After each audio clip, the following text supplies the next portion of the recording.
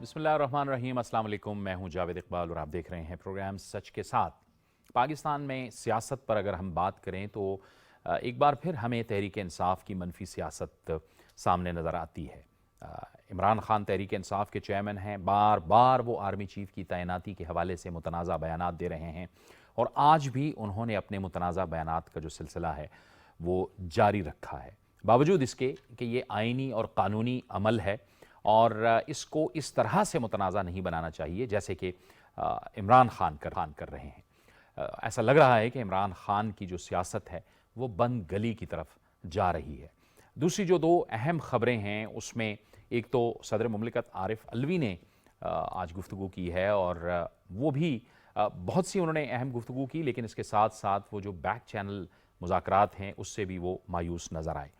اور اس کے ساتھ ساتھ جو ایک اور اہم خبر ہے وہ یہ ہے کہ سعودی کراؤن پرنس اور وزیر اعظم محمد بن سلمان کا دورہ پاکستان بھی ملتوی ہو چکا ہے اور دورے کا اعلان بعد میں دوبارہ پھر کیا جائے گا۔ لیکن سوال یہاں پر یہ پیدا ہوتا ہے کہ اس تعیناتی کو لے کے کیوں کر عمران خان نے اسے اپنے ذہن پہ اور اپنے سر پہ سوار کیا ہوا ہے اور متنازع بیانات دے رہے ہیں، اور کس قسم کے سیاسی ماحول کو وہ جنم دینے کی کوشش کر رہے ہیں اور کس قسم کی سیاست وہ پاکستان میں کرنا چاہتے ہیں۔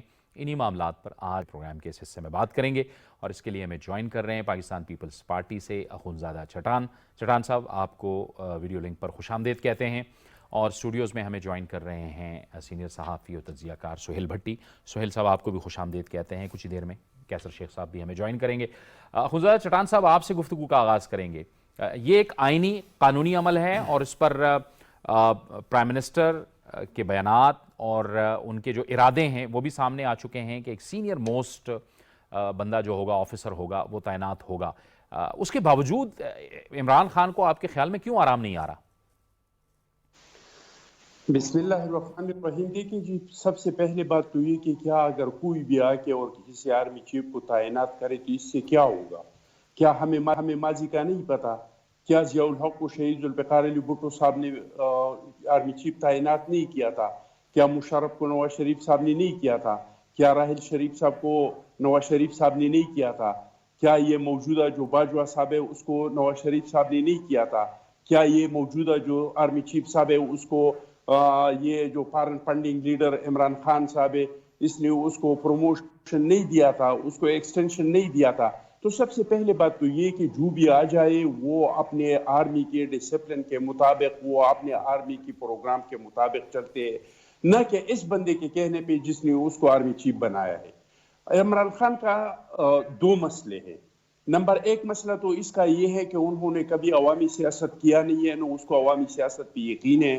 وہ سمجھتے ہیں کہ اگر میرے مرضی کا آرمی چیف نہیں لگتا ہے اور میں کسی کو آرمی چیف نہیں لگاؤں گا تو آگے میرے لیے سیاست کرنا مشکل ہے۔ وہ بار بار یہی کہتے ہیں کہ نیوٹرل تو جانور ہے اور آپ لوگوں کو چاہیے کہ مجھے سپورٹ کرے۔ وہ یہی چاہتے ہیں کہ آپ لوگ سیاسی کردار ادا کریں، جو آپ ہمارے اداروں نے برملا کہا ہے کہ ہم اپنا آئینی کردار ادا کریں گے اور اس کے بعد ہم سیاست میں ہمارا کوئی عمل دخل نہیں ہوگا۔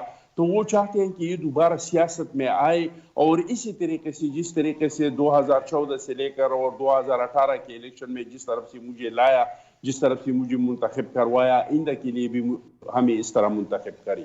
تیسری بات یہ ہے کہ ہمارے جو دشمن ہے وہ ہمارے افواج پاکستان کے خلاف ہر وقت پراپیگنڈا کرتے ہیں اور وہ چاہتے ہیں کہ پاکستان کے عوام کے درمیان اور پاکستان کے اداروں کے درمیان خدا نخواستہ لڑائی ہو۔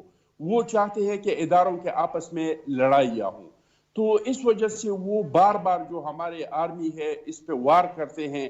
تو یہ وہی لوگ ہیں جنہوں نے اس کو 351 ملٹی نیشنل کمپنیوں نے جو پیسہ دیا ہے، 37 جو باہر کے لوگوں نے پیسہ دیا ہے، اور اب بھی انڈیا سے ان کے جو ریٹائرڈ آرمی ہے وہ اپنے لوگوں سے اپیل کر رہے ہیں کہ آپ لوگ عمران خان کے پارٹی فنڈنگ میں کم از کم $10 جمع کروائے۔ وجہ کیا ہے؟ وجہ یہ ہے کہ وہ ان کے کام آسان کر رہی ہے، وہ اپنے اداروں کو ڈسکریڈٹ کر رہی ہے، وہ اپنے اداروں کو بے توقیر کر رہے ہیں، وہ اپنے آرمی کو جو ہے اس کے خلاف एक मिशन चला रहे हैं, वरना इस पे जो हमला हुआ इन्होंने क्यों इसका नाम लिया एक आर्मी ऑफिसर का? इस वजह से कि जो दुश्मन ममालिक है उसमें पूरी दुनिया को पाकिस्तान के आईएसआई के खिलाफ और पाकिस्तान के फोर्सेस के खिलाफ प्रोपेगेंडा का मौका मिले, तो वो दोनों तरह का फायदे लेना चाहते हैं। एक ये कि इसके मर्जी का बंदा हो और उसको इस तरह सपोर्ट करे जो माजी में जिस तरह के उसको सपोर्ट किया है। दूसरा ये कि वो बाहर से इनके जो फंडिंग के लोग हैं जो इसको पैसा देते हैं पाकिस्तान को डिस्टेबलाइज करने के लिए और पाकिस्तान को बैंक करप्ट करने के लिए और पाकिस्तान के इदारों में लड़ाई करवाने के लिए, तो उन लोगों को भी खुश रखने के लिए ये सब कुछ कर रहे हैं। वरना आर्मी चीफ तो जाहिरी बात है, वो तो हमारे पास आईन भी है, आईन में भी लिखा है, हमारे पास रवायात भी हैं, जो सीनियर मोस्ट 4-5 लोग हैं इनके नाम वजीर आजम के पास आ जाते हैं और वजीर आजम इसमें से किसी का इंतखाब कर देते हैं। इसमें न कोई सीनियर होता है न कोई जूनियर होता है, इसमें न कोई मेरिट पे होता है न कोई बगैर मेरिट पे होता है। ये एक टाइम पे भर्ती हो जाती है, एक जैसे काम करते हैं, एक जैसे जो है कोर्ट कमांडर रहते हैं, तो इसमें कोई फर्क नहीं रहता है। आप एक को ले ले, दो को ले ले, तीसरे को ले ले, चौथे को ले लो, वो सारे इसके काबिल होते हैं कि उसको आर्मी चीफ बनाया जाए। ठीक है, बिल्कुल सही है। कैसर अहमद शेख साहब ने भी ज्वाइन कर लिया। शेख साहब आपको भी खुश आमदीद कहते हैं। कैसर शेख साहब, शाह महमूद कुरैशी जो वाइस चेयरमैन है तहरीक इंसाफ के, वो एक बात करते हैं, इमरान खान दूसरी बात करते हैं। वो कहते हैं कि ये तो आईनी और कानूनी अमल है, इससे हमारा कोई ताल्लुक नहीं है, लेकिन इमरान खान बार बार मुतनाज़ा बयानात दे देते हैं। आपके ख्याल में क्या मकासद हो सकते हैं उनके? बिस्मिल्लाहिर्रहमानिर्रहीम। देखिए, सीधी सीधी बात है कि लॉन्ग मार्च करना चाह रहे हैं पीटीआई वाले, वो उनका कानूनी और आईनी हक है, करें, लेकिन पुरअमन तरीके से करें, लोगों को नुकसान ना पहुंचाएं। और दूसरी बात, वो कहते हैं फ़र्क क्या है, वो उनका मुतालबा क्या है? उनका मुतालबा है कि इलेक्शन करवाएं। इलेक्शन करवाने के लिए आए, बैठे, कहीं बैठना पड़ेगा ना, आ जाएँ असेंबली में, आ जाएँ, आपस में हम बैठते थे। मैंने कई मुख्तलिफ तजावीज़ दी हैं। फर्ज करो वो कहते हैं कि जी हम इन लोगों के साथ नहीं बैठना चाहते, तो जिनको वो हमारी पार्टियों में से पसंद करते हैं वो 5-7 बंदे चुन लें और हम उनमें से जो पसंद करते हैं हम उनको चुन लेते हैं, ताकि कोई जो पॉलिटिशियंस हैं उनका आपस में रोल होता है। इसमें जो ये बहुत बड़ी क्रूशियल अपॉइंटमेंट है 29 नवंबर तक, जो आर्मी चीफ का एक बड़ा अहम ओहदा है, उसकी तैनाती है, तो उसको मोरद इल्ज़ाम लगा रहे हैं मुख्तलिफ लोगों पे। इससे हमारी जो आर्म फोर्सेज हैं वो उनको नुकसान पहुंच रहा है। और इंडिया देखिए ना, इंडिया का टीवी, उनका मीडिया खुल के कह रहे हैं कि जो काम हम बड़े अरसे से कर रहे थे हम नहीं कर सके, वो तो इमरान खान साहब के इन बातों ने कर दिया जो अपने ही फौज के मुखालफत कर रहे हैं। तो सीधी सीधी बात है कि ये अगर देखिए, वो एक इलेक्टेड पार्टी है, उनके भी लोग इलेक्टेड हैं, हमारे यहाँ से भी इलेक्ट हुए हैं और लोगों के नुमाइंदे हैं। तो हमारा तो काम है ना, बैठ के कोई मसले का हल करें। बड़े से बड़ा मसला कोई होता है, अगर इंडिया के साथ भी कोई हमारा तनाज़ा होगा, तो जब तक हम आपस में बैठेंगे नहीं, मसला हल नहीं होगा। किसी भी इख्तिलाफ किसी जगह होता है तो उसका तो एक ही रास्ता है, लेकिन वो कहते हैं हमने किसी के साथ बैठना भी नहीं है और किसी को मानते भी नहीं है।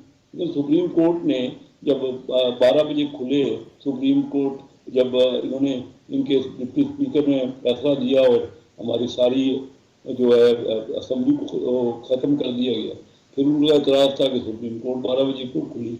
इलेक्शन कमीशन जो कहता है उनका एतराज़ होता है कि इलेक्शन कमीशन हमारे खिलाफ क्यों फैसला देता है।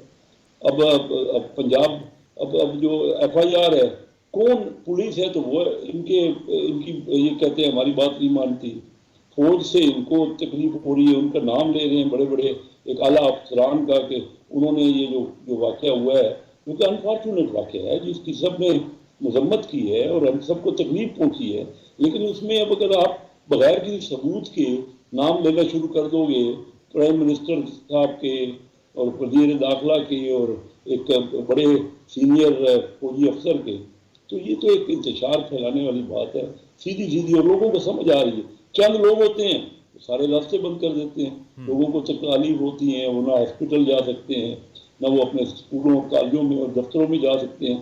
तो क्यों अपने मुल्क को, देखिए ना, या कोई रास्ता ये बता दे, फर्ज कीजिए हमें समझ नहीं आ रही, इनको समझ आ रही है, तो किस तरह ये हल करना चाह रहे हैं? क्या लॉन्ग मार्च से कभी दुनिया में किसी जगह ये इलेक्शन हुए हैं तो मुझे तब बता दे।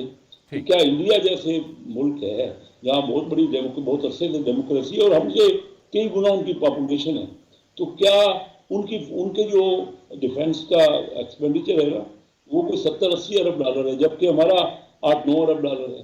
تو اب اتنا زیادہ وہ ڈیفنس کا ان کا بجٹ ہے، پھر بھی وہ اپنی آرم فورسز کے خلاف، میں نے تو نہیں دیکھا کہ ان کی پارٹیاں بات کر رہی ہوں. ہم تو اپنے ہی لوگوں کے اپنے اداروں کے پیچھے لگ گئے. بھائی اگر کوئی غلطی ہے، غلطی ہوگی، میں نہیں کہہ رہا کہ ہر ادارہ بالکل ٹھیک ہوگا، پر بیٹھ کے اسمبلی میں آئے نا، اسمبلی میں اپنا پوائنٹ آف ویو دے. ٹھیک ہے، آپ کہتے ہیں کہ اسمبلی میں آئیں، پارلیمان کے اندر آئیں اور بات کریں. اگر الیکشن کی بات کرتے ہیں سہیل بھٹی صاحب، آپ فرمائیے. باقی بات تو ہوگی، لیکن آپ بتائیے گا کہ یہ لانگ مارچ عمران خان کا کوئی امپیکٹ کریٹ کرنے میں کچھ کامیاب ہوا ہے؟ جاوید صاحب تھینک یو سو مچ. جاوید صاحب امپیکٹ کریٹ کرنا تو بہت دور کی بات ہے، لیکن میرا خیال میں اس لانگ مارچ کا مقصد یہ تھا ہی نہیں کہ وہ کوئی امپیکٹ کریٹ کریں. اور ان کو یہ بات نظر آ رہی تھی، بہت سے ایسے معاملات کہ جو ان کے پتہ تھا کہ میں ہر دن گزرتے دن کے ساتھ لوز کر رہا ہوں. اب وہ یہی کر سکتے تھے میکسیمم کہ ایک انتشار کی فضا کریٹ کر دیں، اداروں کے عوام کے اندر اداروں کے اوپر مسٹرسٹ کریٹ کرنے کی کوشش کریں، اداروں کو انڈر پریشر کریں. جیسے دیکھا کہ انہوں نے اہم ترین عہدوں پر فائز شخصیات کے نام لینے شروع کر دیے، FIR کٹوانے کی کوشش کی. انہیں پتہ تھا کہ کوئی رول نہیں ہے، لیکن پریشر بلڈ کرنا چاہتے تھے. امپیکٹ کریٹ کرنا تو اپنی جگہ پہ، لیکن آج کا دن انتہائی دکھ اور تکلیف والا ہے، اس لیے کہ چونکہ ہم اکانومی کو بھی میں کور کرتا رہا ہوں اپنی رپورٹنگ کے دوران.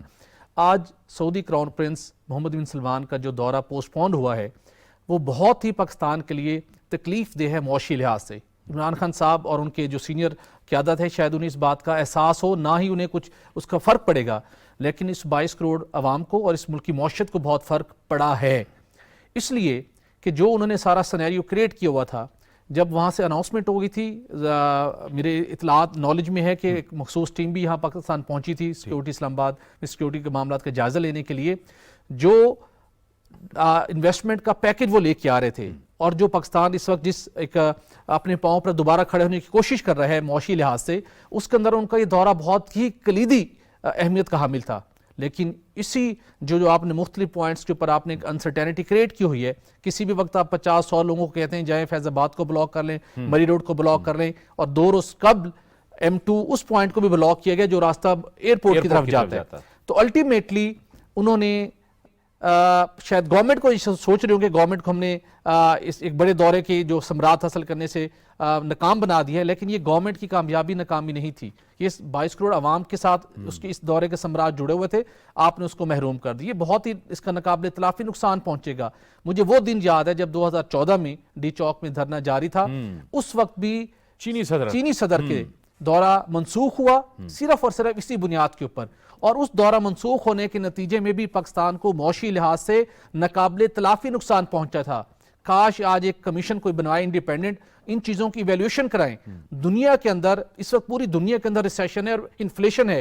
بڑے بڑے ممالک اس کو کمپیٹ کرنے کے لیے out of the box solution لے کے آ رہے ہیں، اور پاکستان جیسا ملک جو آلریڈی قرضوں کے بوجھ تلے دبا ہوا ہے، اور وہاں پر جس کے پاس ایک تھوڑی سی ایک ونڈو امید کی اوپن ہوئی، آپ نے اس کو بند کر دیا. حالات کو بہتر بنانے کے کچھ مواقع پیدا ہوئے، آپ نے ان کو محروم کر دیا. کاش ایک کمیشن بنے جو ان 2014 سے آنورڈ بالخصوص جتنا پاکستان سرکاری وسائل کا ضیاع ہوا، ہماری توانائی کا ضیاع ہوا، اور وہ کام جو ہم نے کرنے تھے اس ملک کی 22 کروڑ عوام کے لیے ہم نہیں کر پائے، اس کا کون ذمہ دار ہے؟ ناقابل تلافی نقصان پہنچا ہے، لیکن اس جانب بھی توجہ دینے کو تیار نہیں ہے. اور امپیکٹ کیا کریٹ ہوگا؟ اب عوام کو بھی ریلائزیشن ہونا شروع ہو گئی ہے. لوگ سڑکوں پر دہائیاں دے رہے ہیں. جس نے ایمبولینس کسی کے ہاسپٹل نہیں پہنچ رہی، کوئی اپنے پیاروں تک نہیں پہنچ رہا، کوئی اپنے بچوں کو سکول نہیں لینے جا رہا، ان کے اوپر امپیکٹ کریٹ ہو رہا ہے. اپنا صوبہ، اپنی حکومت، اپنی ووٹرز ان کو مشکلات میں ڈالا ہوا تھا. اور اس کے بعد آج تک ہمیں یاد ہے آپ مطالبہ کرتے رہے، پیغامات بھجواتے رہے کہ میری مشاورت سے تقرری کریں، اور اس طرح کے بیانات آپ نے داغے. مجھے بتائیں کبھی ماضی کے اندر اس اہم ترین آئینی عہدے پر تعیناتی کے معاملے میں، چیف آف آرمی اسٹاف کے معاملے میں، کیا کبھی اس طریقے سے ٹویٹر پر، سوشل میڈیا پر اور پبلکلی ڈیبیٹ ہوئی ہے؟ خان صاحب نے ایک سوچے سمجھے منصوبے کے تحت، جس کا مقصد یہ تھا کہ مجھے وہی ماضی والا مجھے لاڈلا تصور کیا جائے، صرف سارے راستے میرے لیے اوپن ہونے چاہیے، باقی سب کو مختلف ایسے مقدمات جو آج تک آپ ثابت نہیں کر پائے ان کے اندر آپ جیلوں میں بند کر دیں، اور صرف مجھے اقتدار ملنا چاہیے. یہ وہ ان کی خواہش ہے جو غیر آئینی ہے. آج تو صدر مملکت نے بھی ان کے تمام مطالبات اور ان کی جو ایفرٹ جاری ہے، جو حقیقی آزادی مارچ ہے، میرے خیال میں آج انہوں نے اس کی ہنڈیا بیچ چوراہے پھوڑ دیا ہے صدر مملکت صاحب نے، جس طریقے سے انہوں نے معاملات کو بیان کیا ہے. اور اب میرے خیال میں عمران خان صاحب کو ساری صورتحال کے اوپر غور و فکر کرنا چاہیے، ٹھیک، مزید ملک کو ایسے اقدامات نہ کریں جس سے 22 کروڑ عوام اور ملک ڈیمیج ہو۔ چٹان صاحب، یہ وہی صورتحال پیدا ہو گئی 2014 کے دھرنے میں چینی صدر آ رہے تھے، جیسے کہ سہیل بھٹی صاحب نے بھی فرمایا، اور اب جو ہے وہ کراؤن پرنس محمد بن سلمان صاحب آ رہے تھے، ان کا دورہ بھی ملتوی ہو گیا۔ اب حکومت کے لیے کتنی تشویش کی بات ہے کہ ایک ایسے ہی سیاسی افراتفری پھیلانے کی جو سازش یا کوشش ہو رہی ہے، اس سے پھر کیسے نمٹا جائے؟ دیکھیے جی، اگر اس چیز کو آپ نے دیکھنا ہے تو آپ کو تھوڑا سا پیچھے جانا پڑے گا، اور آپ سن لے کہ ڈاکٹر اسرار صاحب کے آج سے 22 سال کا پہلے ایک ویڈیو موجود ہے کہ انہوں نے کیا کہا ہے کہ جو اسرائیل اور انڈیا ہے وہ پاکستان کی ایٹمی اثاثوں کو کیسے نقصان پہنچائیں گے، اور عمران خان کو کس لیے سیاست میں لایا گیا ہے، اور عمران خان سے کیا کام لیا جائے گا۔ حکیم سعید صاحب نے بھی اپنی کتاب میں لکھا ہے، وہ کتاب موجود ہے، اس میں بھی لکھا گیا ہے کہ عمران خان کو کن لوگوں نے سیاست میں لایا ہے اور کن مقاصد کو حاصل کرنے کے لیے اس کو سیاست میں لایا ہے۔ ہمارے پختونخوا میں ایک مولانا محمد امیر بجلیگر صاحب تھا، ان کا بھی ایک بیان جو ہے وہ سوشل میڈیا پہ ہے اور موجود ہے کہ انہوں نے بھی پیشن گوئی کی تھی کہ اس عمران خان کو کن لوگوں نے سیاست میں لایا ہے اور کن مقاصد کے لیے لایا ہے۔ وہ مقاصد ہے پاکستان کو ایٹمی اثاثوں سے محروم کرنا۔ تو اس کے لیے دو ہی طریقے ہیں۔ نمبر ایک، خدا نخواستہ جب پاکستان بینک کرپٹ ہو جائے گا، جب پاکستان کے پاس پیسے نہیں رہیں گے، تو پھر اقوام متحدہ ثالث کی حیثیت سے آ کے اور ایک نگران حکومت بنائیں گے، اور نگران حکومت سے سب سے پہلا مطالبہ یہی ہوگا کہ چونکہ آپ ایک بینک کرپٹ ملک ہے، ہم آپ لوگوں کے امداد کریں گے، ہم آپ لوگوں کو واپس اٹھانے کی کوشش کریں گے، ہم آپ لوگوں کو 20-22 یا کچھ ارب ڈالر اور دے دیں گے، لیکن اس کے لیے شرط یہی ہوگا کہ آپ لوگ یہ ایٹمی اثاثے یوکرین کی طرح کسی اور کے حوالے کریں۔ ایک طریقہ یہ ہے۔ دوسرا طریقہ یہ ہے کہ جب آپ کے جو آئینی ادارے ہیں وہ بغاوت کرے ریاست سے، وہ تو دنیا کے ساری دنیا کے نظریں آپ کے، کیونکہ آپ دنیا میں ایک واحد اسلامی ایٹمی طاقت ہے، اس پہ ساری دنیا کے نظریں ہے، تو دنیا کے کہہ دیں گے کہ اس آپ کی ایٹمی اثاثوں سے ہم سب کو خطرہ ہے۔ اب آپ کے ادارے آپ کے کنٹرول میں نہیں ہے، تو آپ لوگ مہربانی کر کے یہ ایٹمی اثاثے اقوام متحدہ یا کسی ملک کے یوکرین کی طرح حوالے کر دیں۔ آپ اس تناظر میں آپ یہ فارن فنڈنگ عمران خان صاحب کا سیاست دیکھ لیں۔ انہوں نے 4 سال میں پاکستان میں 75 سال میں 22 ارب کا قرضہ، ڈالر کا قرضہ لیا تھا، اور انہوں نے 4 سال سے کم عرصے میں اس ملک پہ 25 ارب ڈالر کا مزید قرضہ چڑھایا۔ انہوں نے IMF کے ساتھ معاہدہ کر کے پھر ان سے واپس وہ موڑ گئے۔ انہوں نے ایسے ٹائم میں جو ساری دنیا جو تھا وہ ایک اکانومی کرائسس کی شکار تھا، اور پاکستان انتہائی بالکل بینک کرپٹ ہونے کے ریڈ لائن پہ پہنچا ہوا تھا، یہ ارب پتی اور کروڑ پتیوں کو سبسڈی فیول میں دے رہے تھے، کیونکہ موٹر سائیکل والے تو اس کو تو 200-300 سبسڈی مل جاتا تھا فیول میں، لیکن اگر ایک لائن کروزر والا ہے تو اس کو 9,000 اور 8,000 کا فائدہ مل رہا تھا۔ وجہ کیا تھا؟ وجہ یہ تھا کہ یہ پاکستان کو بینک کرپٹ کرنا چاہتا تھا۔ تو یہ تو پر اس میں مجھے کوئی شک نہیں ہے۔ اور اب دیکھ لے، کل پرسوں کہہ رہا تھا کہ جب میں اسلام آباد پہنچ جاؤں گا تو آپ کی جتنی پولیس ہے وہ سارے کہ میرے ساتھ کھڑے ہو جائیں گے۔ مطلب یہ کہ وہ ریاست کے آرڈر کو فالو نہیں کریں گے، وہ بغاوت کر کے میرے پاس کھڑے ہو جائیں گے۔ یا شہباز گل نے جس طرح کے ایک ٹی وی پہ بیٹھ کے اور پاک آرمی کے جوانوں کو جس طرح کا پیغام دے رہا تھا، اس کو بغاوت پہ اکسانا چاہتا تھا کہ آپ اپنی سینئر کے جو حکم ہے اس کو فالو نہیں کرے، کیونکہ آپ کی جو سینئر ہے وہ حق پہ نہیں ہے اور آپ ان سے بغاوت کرے۔ تو وہی دو راستے ہیں جو اسرائیل، اور اس میں تو کوئی شک نہیں ہے۔ یہ جو لندن میں الیکشن ہو رہا تھا میئر کا، جس میں ایک پاکستانی بچہ الیکشن لڑ رہا تھا، اس کے خلاف عمران خان صاحب کس کے لیے جا کے کیمپین کر رہا تھا؟ تو اس کے سارے تانے بانے جو ہے وہ انڈیا سے ملتے ہیں، اس کے سارے تانے بانے جو ہے وہ اسرائیل سے ملتے ہیں، وہ یہودی لابی سے ملتے ہیں، اور اس کے لیے وہ کام کر رہے ہیں۔ ٹھیک ہے کیسر شیخ صاحب، بات تو یہی ہو رہی تھی کہ وہ اس طرح کے بیانات دے رہے تھے، لیکن اس کے ساتھ ساتھ اگر آپ دیکھیں کہ اب حالیہ کچھ دنوں میں جو انٹرویوز ہوئے ہیں، انٹرنیشنل میڈیا نے ان سے پوچھا ہے کہ آپ اداروں پہ اور شخصیات پہ الزامات لگا رہے ہیں، آپ کے پاس ثبوت کیا ہے؟ تو اس ثبوت کے جواب میں وہ کوئی بھی اپنی دلیل بھی نہیں دے سکے، نہ جواب دے سکے، اور نہ ہی ان کے پاس کوئی ثبوت تھا۔ جی آپ درست کہہ رہے ہیں، لیکن کبھی بھی انہوں نے کسی چیز پہ بھی کوئی ثبوت نہیں دیا۔ خود وہ جو بات کرتے ہیں وہ یو ٹرن لیتے ہیں ہر وقت ہر پوائنٹ پہ، تو وہ تو دیکھیں نا، جب ایسی باتیں کر رہے ہیں جس کو جو اداروں کو اکسا رہے ہیں، وہ ایک دوسرے کو لڑا رہے ہیں آپس میں، ہمارے گھر گھر میں یہ جو پولیٹیکل ٹرمائل ہوا ہے، ہماری اکانومی اس وقت بہت بری حالت میں ہے، اور یہ محمد بن سلیمان صاحب کا شہزادہ کا جو ٹور کینسل ہوا، یہ یقیناً ہمارے لیے بہت ہی بری خبر ہے، کیونکہ پاکستان کو اس وقت سب سے زیادہ انویسٹمنٹ کی ضرورت ہے۔ میں آپ کو بتاؤں کہ پچھلے سالوں میں حالانکہ ہمارے یہاں کووڈ انڈیا سے کم تھا، لیکن انڈیا میں لوگ لائن لگا کے ڈائریکٹ فارن انویسٹمنٹ لوگ وہاں پہ وہ چاہ رہے ہیں کہ وہاں پیسہ لگائیں اور انڈسٹری لگے اور لوگوں کو روزگار ملے۔ وہاں پچھلے سال $44 بلین کی ڈائریکٹ فارن انویسٹمنٹ ہوئی۔ ہمارے یہاں ماحول اس طرح بنا دیا گیا ہے، ٹرمائل اور ایک دوسرے سے کھینچا تانی، اور دیکھا ہم نے 3.5 سال کی ان کی حکومت میں آپس میں تو میں اور دشنام چلا دی اور کتابیں ایک دوسرے کے اوپر پھینکنا۔ میں خود اسمبلی میں نے تو ایسی اسمبلی نہیں دیکھی، بہت عرصے سے میں اسمبلی میں جا رہا ہوں، لیکن میں نے ایسا ماحول نہیں دیکھا۔ تو وہ جان بوجھ کے کسی کے ساتھ بھی تو بیٹھنے کو تیار نہیں، کسی حالت میں بھی۔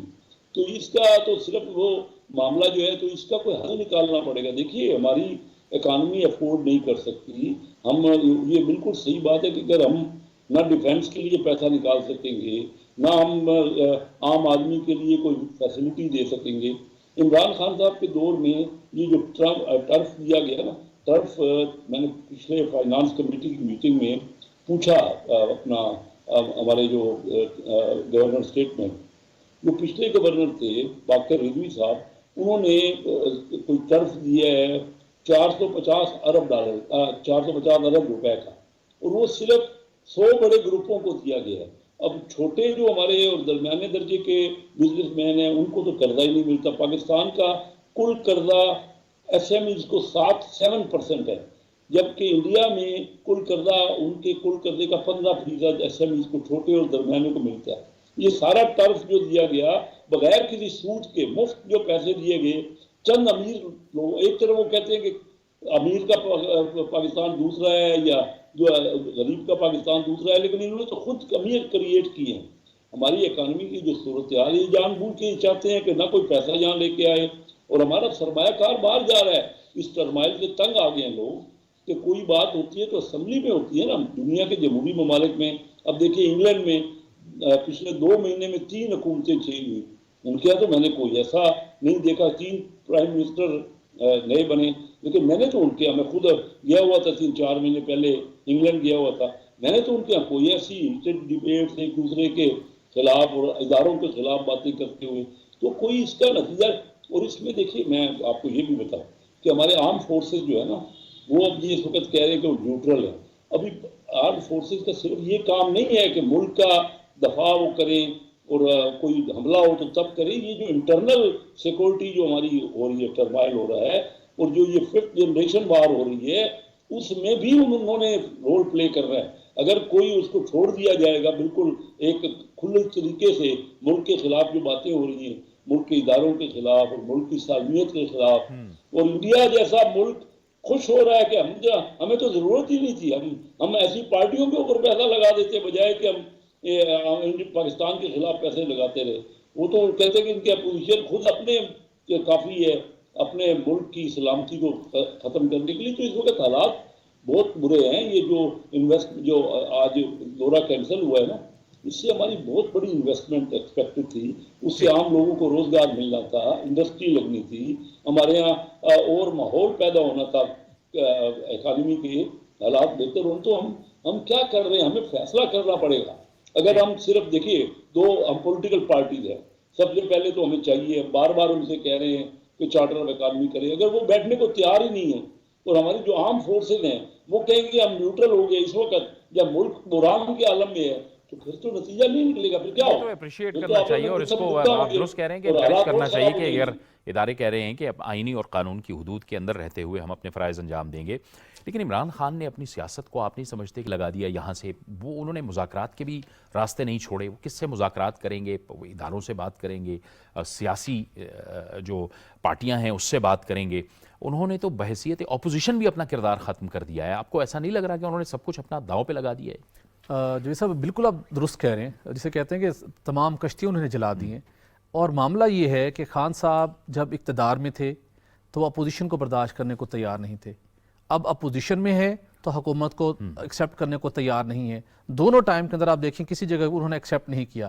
اب خان صاحب کے ساتھ معاملہ یہ ہے کہ وہ اس ملک کے پرائم منسٹر بننا چاہتے ہیں، دوبارہ ایم این اے بننا چاہتے ہیں، ابھی انہوں نے الیکشن کنٹیسٹ کیا، دوبارہ اسمبلی میں آنا چاہتے ہیں، تو اس آئین 1973 کے آئین کے مطابق جو ایک ڈیموکریٹک نارمز ہیں، سسٹم ہے، اس کے مطابق، لیکن وہ چاہتے یہ ہیں کہ جو جن ممالک کے اندر ڈکٹیٹر ہے یا بادشاہت کا نظام ہے جہاں پہ ایک فرد واحد کی خواہشات کے مطابق اقتدار تبدیل ہو جاتا ہے، آئینی ادارے ان کے سامنے سرنگوں کر دیتے ہیں، اب اختیارات وہ استعمال کرنا چاہتے ہیں جبکہ جو ملک کے اندر آئین اور قانون نافذ ہے اس کے مطابق وہ اقتدار کا حصہ بننا چاہتے ہیں، تو یہ یہاں پر وہ پھنسے ہوئے ہیں کہیں میرے خیال میں۔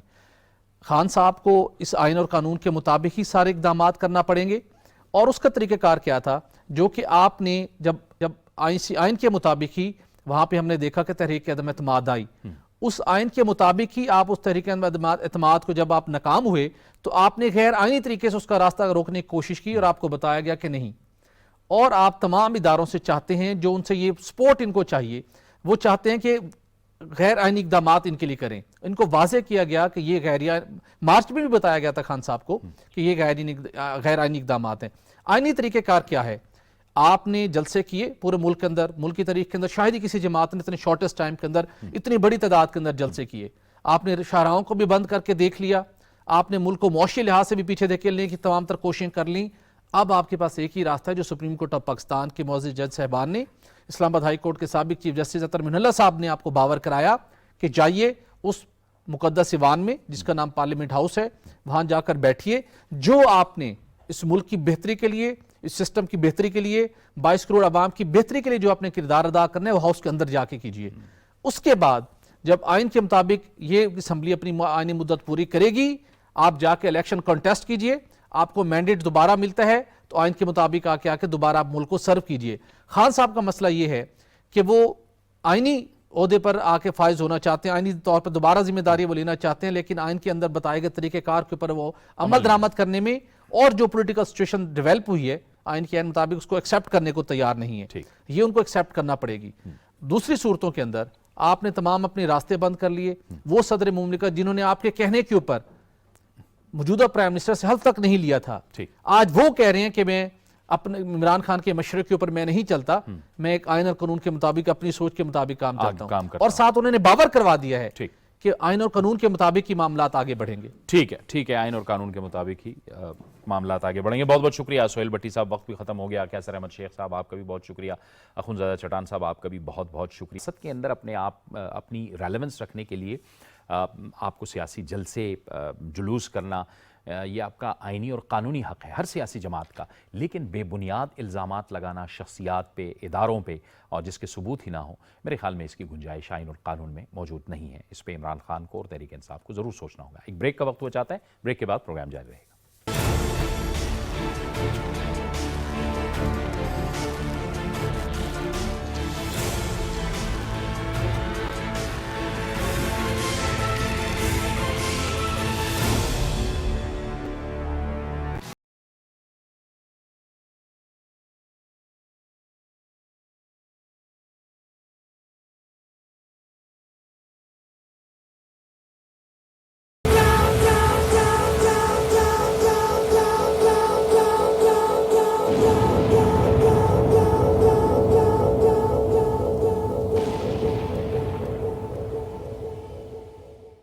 Welcome back. پاکستان اور انگلینڈ کے درمیان T20 ورلڈ کپ کا فائنل کل میلبرن میں کھیلا جا رہا ہے۔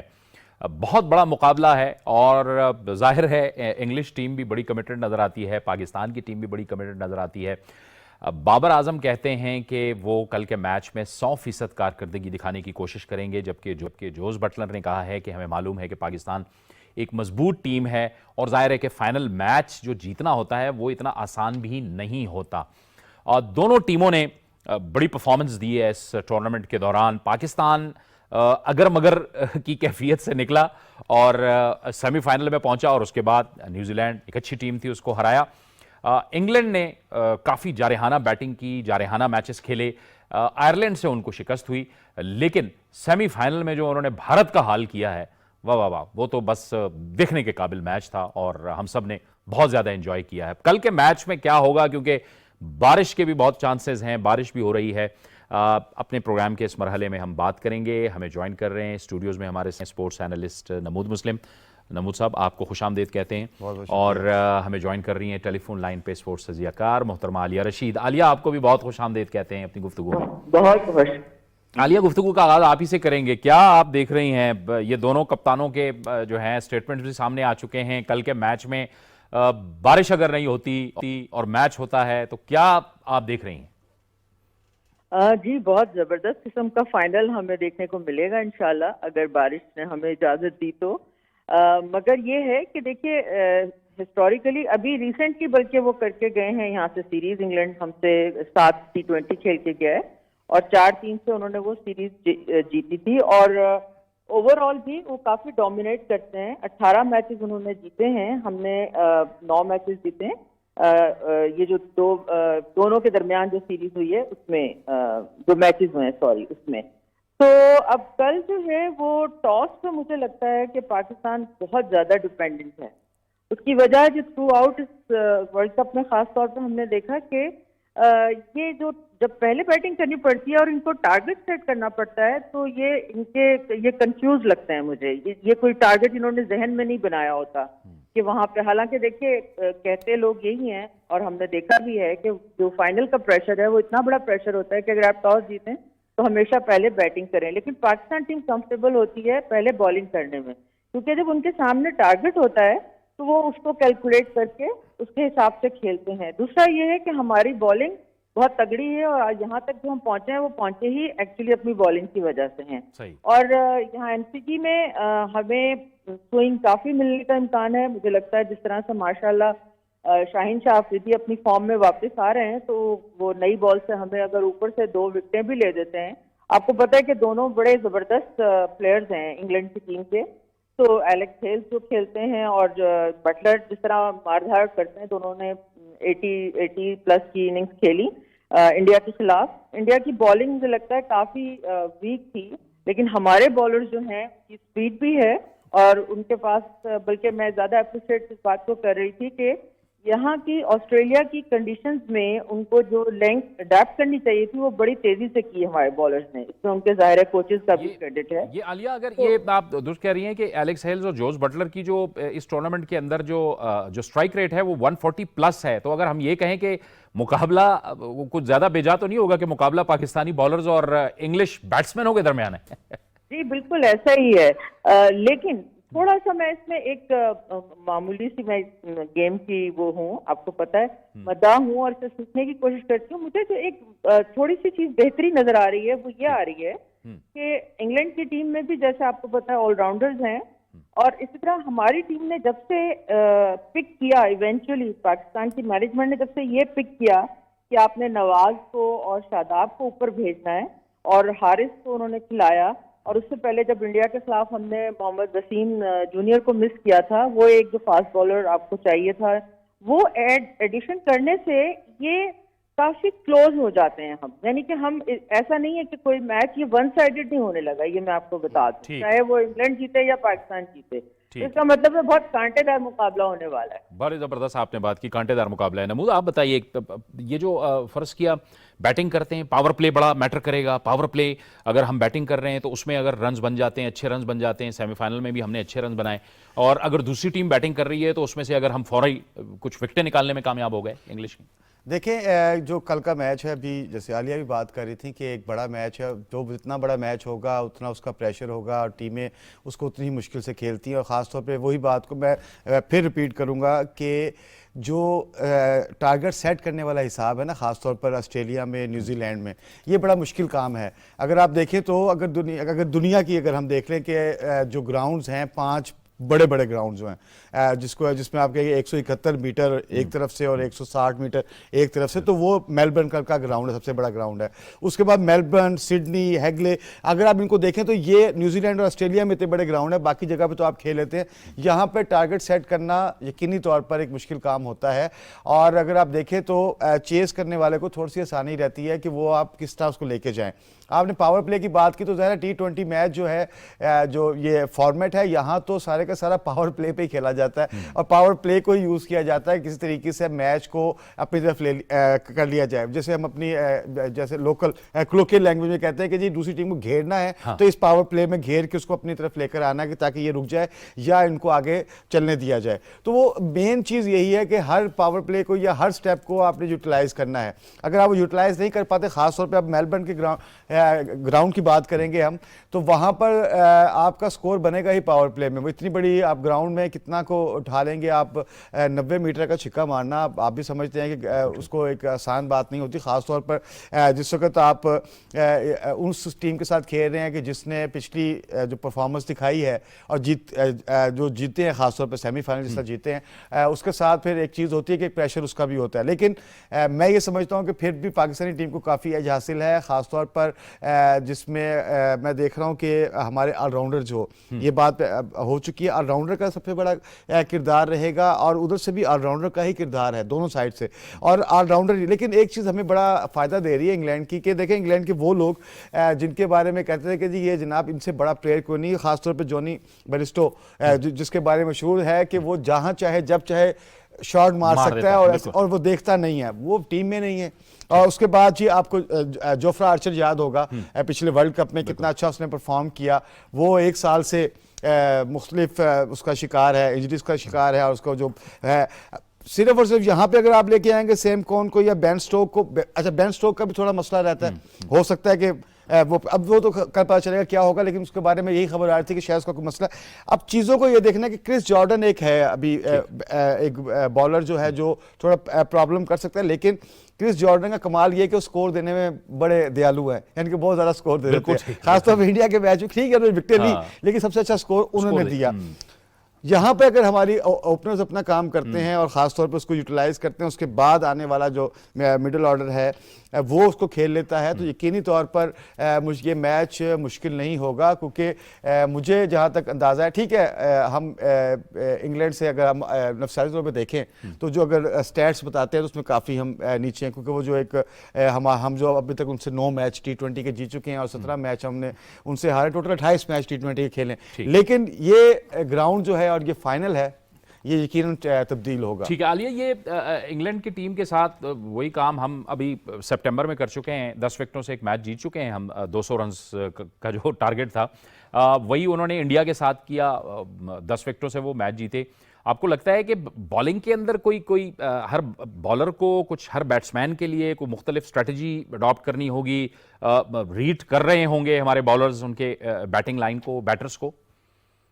ہاں جی بالکل، یقینی طور پہ دیکھیے پہلی بات تو یہ ہے کہ میں سمجھتی ہوں کہ جب آپ فائنل میں ٹیم میں پہنچ جاتی ہیں نا، تو پھر جتنی ٹیکٹیکل سمریز ہوتی ہیں، آپ کے انالیسز ہوتے ہیں، آپ کی پروڈکشن ہوتی ہیں، سب ایک سائڈ پہ رہ جاتی ہیں، تو باقی وہی چیز رہ جاتی ہے کہ آپ کی اسکل کیا ہے اور اس پریشر کو آپ کیسے ہینڈل کرتے ہیں۔ یہ جو آپ کوشچن کر رہے ہیں اس میں مجھے یہ لگتا ہے کہ پاکستان کو لیونگسٹن اور عادل رشید جو ہے نا، ان کی پرفارمنس اچھی نہیں جا رہی، فارم ان کی، تو ان کے خلاف تو 8 رن سے کم، مطلب ان کے خلاف بہت ٹھیک ٹھاک رن بنانے چاہیے۔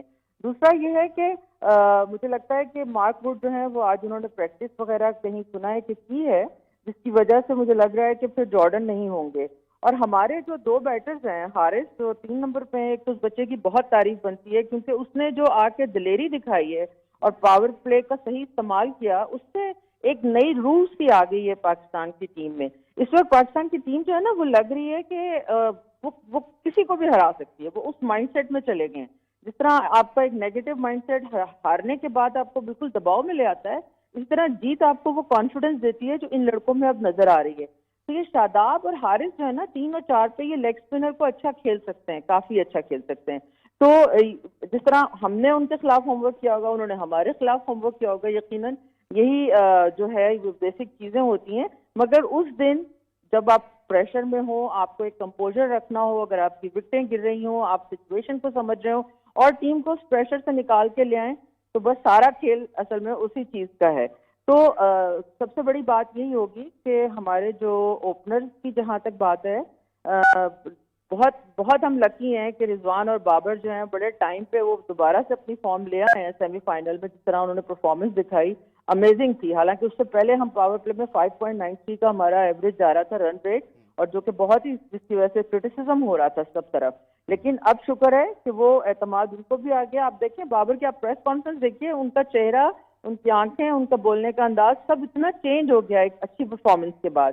تو فائنل میں پہنچنا بڑے اعزاز کی بات ہے, اور پاکستان اللہ کرے کہ یہ دوسری دفعہ ہم جو ہیں یہ کپ جو بابر اعظم ہے وہ اٹھائیں اور پاکستان ضرور جیتے. بہت اچھا کرنے کی امید ہے, اور پریشر ہٹا کے پیچھے میرا خیال ہے جو ہماری مینجمنٹ کے لوگ ہیں وہ بہت لڑکوں کے ساتھ بیک اپ کر رہے ہیں, ان کے ساتھ بہت اچھا کام کر رہے ہیں, ان کو مینٹلی بھی ان کی اسٹرینتھ پہ کام کر رہے ہیں. تو اس کے ہمیں اثرات نظر بھی آ رہے ہیں. لیکن اصل چیز ہوتی ہے پرفارمنس آپ وہ دیتے ہیں تو خود بخود اعتماد آپ کے اندر آ جاتا ہے, اور وہ اعتماد مجھے پاکستان ٹیم میں نظر آ رہا ہے. بالکل ٹھیک آپ کہہ رہی ہیں کہ وہ سیشنز بھی ہو رہے ہیں, ایک سائیکولوجیکل قسم کے سیشنز ہو رہے ہیں, ان سے بات بھی ہو رہی ہے.